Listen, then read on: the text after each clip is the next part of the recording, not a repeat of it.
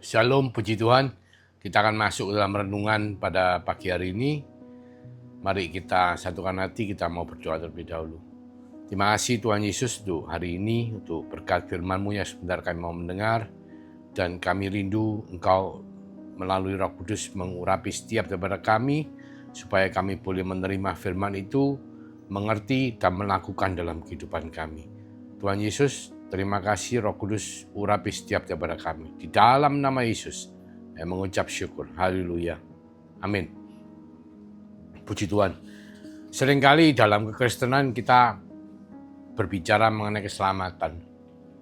Sebetulnya keselamatan yang dimaksud itu keselamatan yang seperti apa? Nah ini terkadang kita hanya mikirkan selamat gitu ya.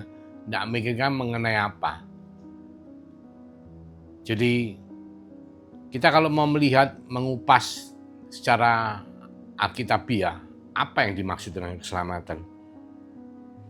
Pertama, kita harus kembali ke awal dari penciptaan semuanya, itu di Kejadian 1 ayat 1 ya, di mana dikatakan, firman Tuhan mengatakan, pada mulanya Allah menciptakan langit dan bumi. Langit dalam bahasa Ibrani sama yims, ya bentuk jamak ya, heavens. Alam yang tidak kelihatan, dan bumi, alam yang kelihatan.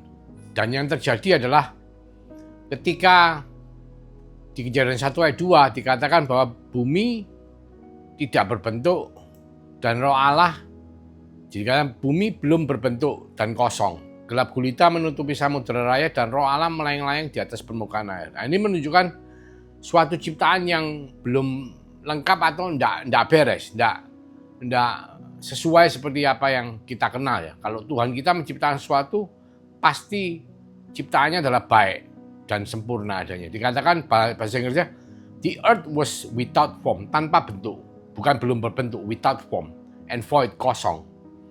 And darkness was upon the face of the deep, and the Spirit of God moved upon the face of the water. Nah, menurut gap teori teologi, itu dikatakan jeda waktu antara Kejadian 1 ayat 1 dan Kejadian 1 ayat 2 itu kita tidak tahu. Bukan seperti kita katakan hari pertama, hari kedua, beda sehari, enggak. Tapi itu kita tidak tahu. Yang terjadi adalah ketika Allah menciptakan sorga atau samayim atau heavens atau langit, itu ada alam yang tidak kelihatan yang dibentuk bersama-sama dengan itu. Yaitu apa? Kerajaan sorga, yaitu para malaikat bala tentara sorga. Dan bumi. Yang terjadi adalah salah satu dari malaikat sorga yang kita kenal, biasanya kita panggil namanya Lucifer, itu memberontak, mengajak sepertiga dari malaikat Allah, itu ikut bersama-sama dia membentuk kerajaan maut. Ya, jadi di alam tidak kelihatan ada kerajaan sorga, ada kerajaan maut. Dan Allah begitu marah, dan dia menghukum Lucifer dan kawan-kawan yang memberontak itu, dan melemparkannya ke bumi. Sehingga apa? Bumi hancur, tidak berbentuk. Seperti yang kita lihat di Kejadian 1 ayat 2. Nah itu sangat menarik saudaraku. Karena apa? Saudara bisa menelusuri lebih lanjut di kitab Ayub ya. Ayub 9 mulai ayat 4, saudara bisa baca di situ ada proses penghancuran yang terjadi. Saya tidak akan membahas itu lebih lanjut, tapi saya akan kembali kepada konsep keselamatan. Nah setelah itu apa yang terjadi? Sebetulnya Allah itu menciptakan bumi dan merestor kembali ulang ya. Di let it be berarti merestor ulang, ada cahaya, ada cakrawala, ada sinar dan lain sebagainya, dan ada kehidupan membentuk binatang ya. Dan pada hari ke-6 menciptakan manusia ya dari debu dan tanah. Nah, manusia pertama Adam, dan dari Adam diambil tulang rusuknya, diciptakanlah Hawa. Dan mereka diciptakan segambar dan serupa seperti Allah. Dalam arti persis ya, ada gambar, ada rupa. Untuk apa? Untuk mereka itu bisa, satu, menjalin hubungan dengan Tuhan, kedua, terkoneksi ya. Kedua, mereka ditempatkan di bumi untuk menjadi wakil Tuhan. Untuk apa? Supaya menjaga si jahat ini tidak kemana-mana ya. Karena si jahat dan kawan-kawan itu dilempar ke bumi. Dan kita tahu apa yang terjadi. Akhirnya manusia yang dulunya setiap hari bertemu dengan Allah, berhubungan, itu akhirnya jatuh ke dalam dosa. Dan ketika mereka jatuh ke dalam dosa, mereka kehilangan gambar dan rupa Tuhan. Mereka kehilangan kemuliaan Allah. dan mereka diusir di Taman Eden. Tapi sebelum itu terjadi, itu ada satu hal yang kita lihat nanti di Kejadian 3 ayat 15 ya. Sangat menarik ya. Ketika manusia jatuh ke dalam dosa pertama dikatakan seperti ini. Kejadian 3 ayat 15 mengatakan, Aku akan mengadakan permusuhan antara engkau dan perempuan ini, antara keturunanmu dan keturunannya. Allah berbicara kepada ular ya. Ular ini dibikin bermusuhan dengan perempuan ini dan keturunan ular dan keturunan perempuan ini. Keturunannya akan meremukkan kepalamu. Keturunan wanita ini, perempuan ini akan meremukkan kepalanya ular. Dan engkau akan meremukkan tumitnya. Jadi di sana dikatakan apa? Bahwa si jahat ini akan dikalahkan oleh keturunan perempuan. Ya. Banyak hal yang bisa kita ambil kesimpulan dari perkataan ini ya, dari firman ayat ini. Yang jelas setelah manusia itu jatuh ke dalam dosa, mereka semestinya menjadi wakil Tuhan di bumi. Mereka kehilangan kuasanya, kehilangan kemuliaan Allah. Sehingga apa? Bumi dikuasai oleh si jahat ya. Kenapa saya mengatakan bumi dikuasai oleh si jahat? Apa buktinya, Pak? Nah, buktinya adalah ketika Yesus menyelesaikan masa berpuasa 40 harinya sebelum memulai pelayanannya, dia diuji oleh si jahat, dibawa ke hubungan bait Allah dan ditunjukkan. Si jahat ngomong, semua yang kau lihat di depanmu, berarti seluruh bumi, ya, itu akan menjadi milikmu kalau engkau menyembah aku. Dan Yesus mengatakan, tidak pernah ada bahwa Allah menyembah pada si jahat, ya, dia tidak mau. Dan di situ disimpulkan bahwa bumi itu di bawah kuasa si jahat. Seluruh bumi di bawah kuasa si jahat karena manusia kehilangan kemuliaan Allah yang ada di dalam diri mereka, gambar dan rupa Allah yang ada di dalam diri mereka. Nah, untuk memberikan analogi yang baik, saya akan menggambarkan sebuah telur mentah. Itu baik mentah maupun matang ya. Kalau mentah lebih gampang mungkin. Mentah itu kan masih cair. Jadi ada kuning telur itu terbungkus oleh putih telur. Ya. Itu adalah gambaran bumi dilingkupi oleh hadirat Allah, sorga, sebelum manusia jatuh ke dalam dosa. Pas, perfect, sempurna. Ada cangkang yang menutupi. Nah, ketika manusia jatuh ke dalam dosa, cangkangnya pecah. Ya, yang terjadi adalah apa? Kuning dan putih ini terpisah. Tidak nyampur jadi satu. Ya, hadirat Allah tidak melingkupi bumi lagi. Memang Allah adalah omnipresent, bisa kemana-mana. Tapi yang terjadi adalah karena manusia jatuh ke dalam dosa, kehilangan kemuliaan Allah, sehingga ini terpisah. Tetapi kerinduan Allah adalah misi Allah, hati Allah adalah supaya apa? Supaya rancangan Allah ini kembali lagi. Dari kekekalan, Allah menciptakan surga dan bumi, Kejadian 1, sampai kepada langit baru, bumi baru, akhir zaman. Itu Allah ingin membawa manusia ini kembali kepada rancangan semula, sampai masuk ke dalam kekekalan lagi bersama-sama dengan Allah.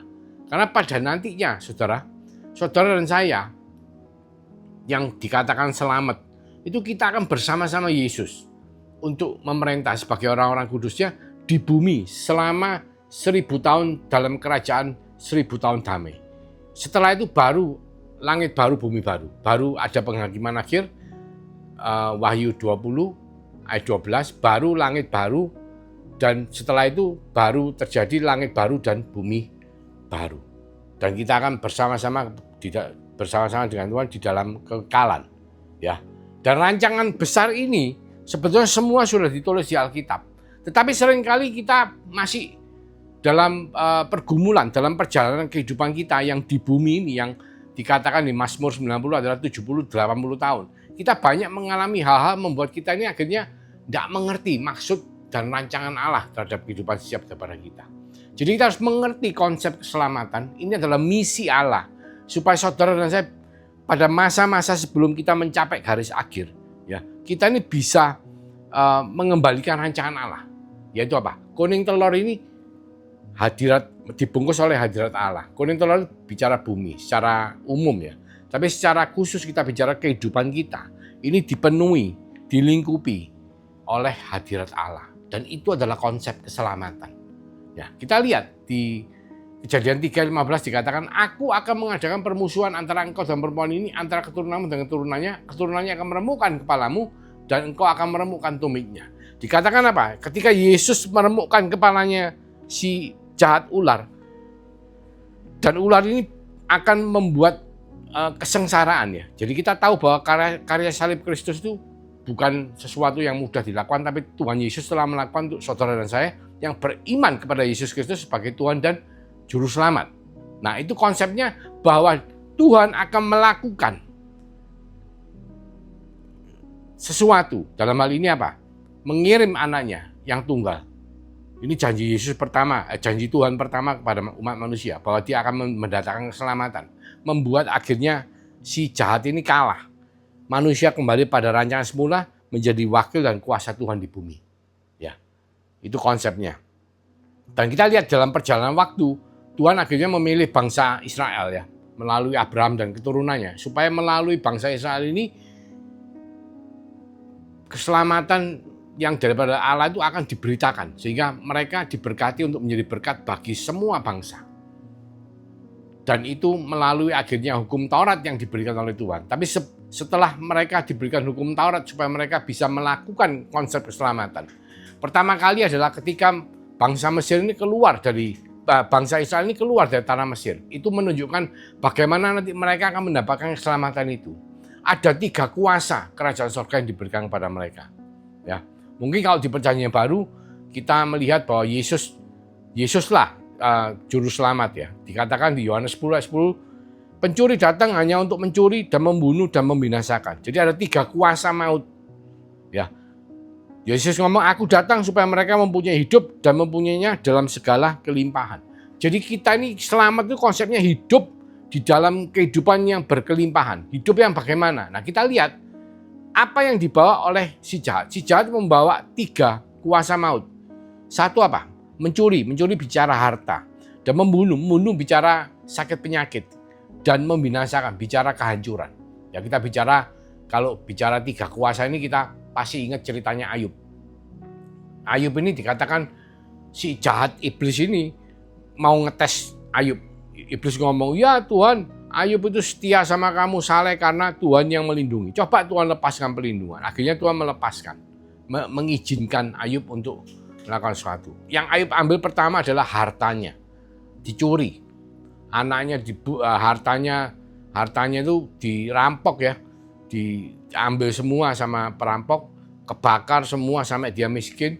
Bahkan terus setelah itu dia diberi sakit penyakit ya. Sebelum diberi sakit penyakit, keluarganya dihancurkan. Istrinya bahkan marah sama Ayub, anak-anaknya meninggal semua, ikut mati dalam bencana itu. Dan Ayub merasa dia tidak bersalah kok diizinkan mengalami itu, sehingga dia sedikit gundul-gundul, akhirnya dia sendiri kena penyakit. Nah, itu 3 kuasa maut yang diberikan si jahat kepada umat manusia. Nah, konsep keselamatannya adalah Yesus mengatakan, aku datang supaya mereka mempunyai hidup dan mempunyainya dalam segala kelimpahan. Bukan dalam kekurangan, dalam konteks kemiskinan, dalam konteks penderitaan, dalam konteks sakit, dalam konteks kekacauan dalam keluarganya. Enggak, tapi keselamatan. Nah, mungkin banyak dari kita ngomong, loh, Tuhan, saya ikut Kristen ditawarkan keselamatan kalau mati masuk surga. Sekarang pun saya hidup sepertinya rasanya seperti sudah di neraka. Gimana saya mau nunggu sampai nanti mati? Oh, sekarang makan aja sulit. Oh, sekarang mungkin tubuh saya penuh dengan penyakit. Atau mungkin keluarga saya berantakan. Saya cerai, saya ditinggal, dan lain sebagainya, dan lain sebagainya. Nah, ini menunjukkan bahwa masih belum adanya kepastian di dalam keselamatan yang Yesus tawarkan. Nah, kita mau kembali melihat ya bahwa ketika bangsa Israel dibawa keluar dari tanah Mesir, kita tahu bahwa yang keluar dari tanah Mesir itu kurang lebih 600.000 orang dewasa ya, 20 tahun ke atas.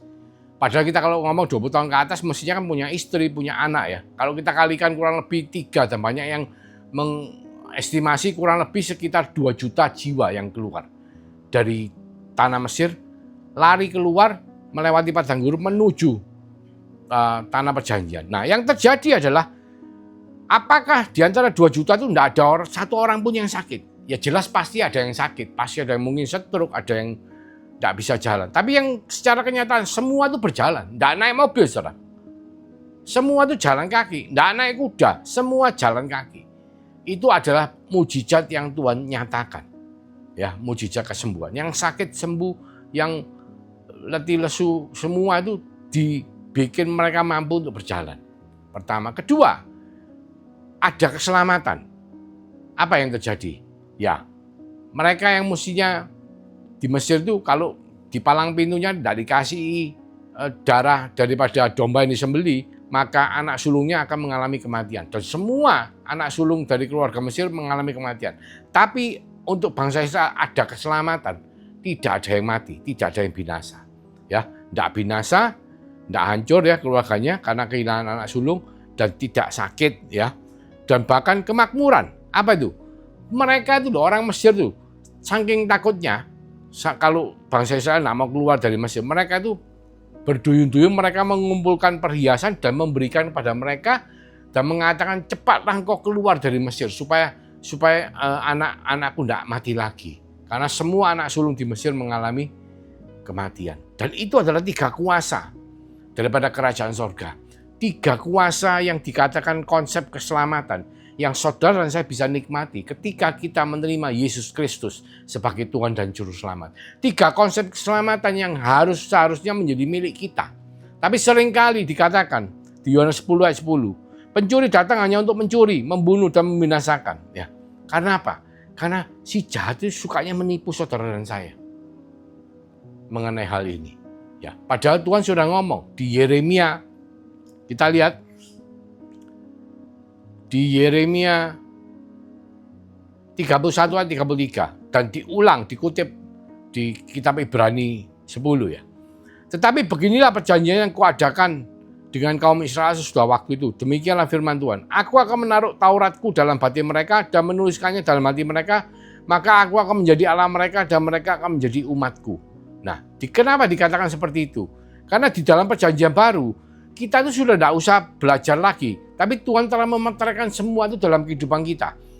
Kenapa? Barang siapa beriman pada Yesus Kristus sebagai Tuhan dan Juru Selamat, maka Roh Kudus akan dimeteraikan dalam kehidupan kita.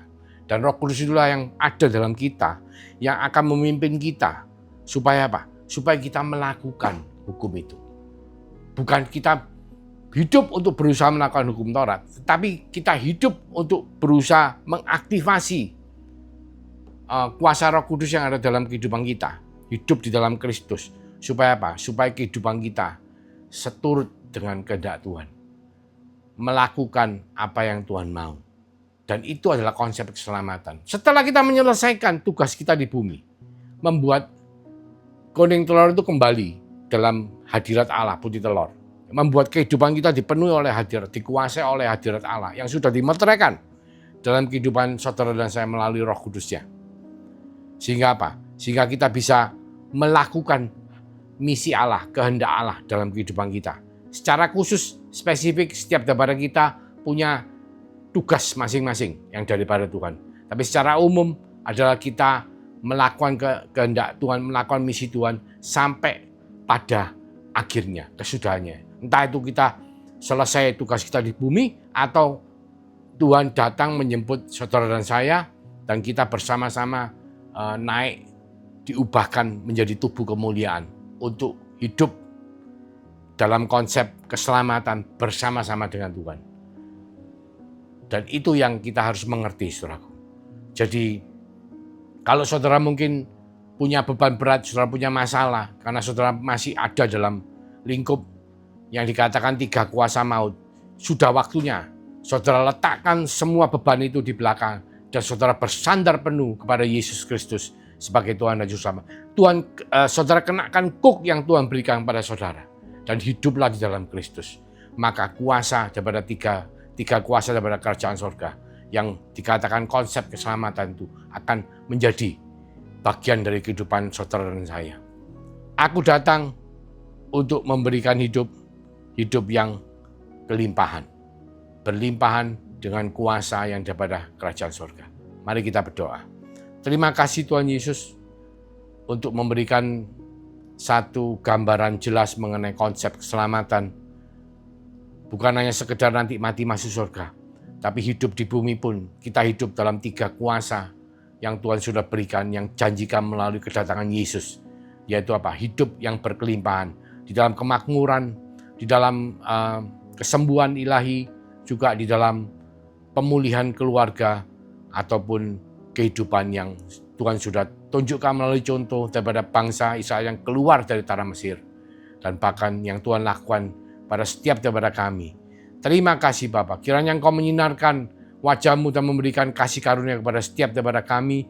Juga Engkau menghadapkan wajah-Mu supaya damai sejahtera-Mu penuh atas kehidupan kami, karena Engkau telah memeteraikan Roh Kudus-Mu menyertai, melindungi, memberkati setiap daripada kami, memulihkan mulai daripada hari ini sampai Engkau datang kedua kalinya, bahkan sampai Maranatha.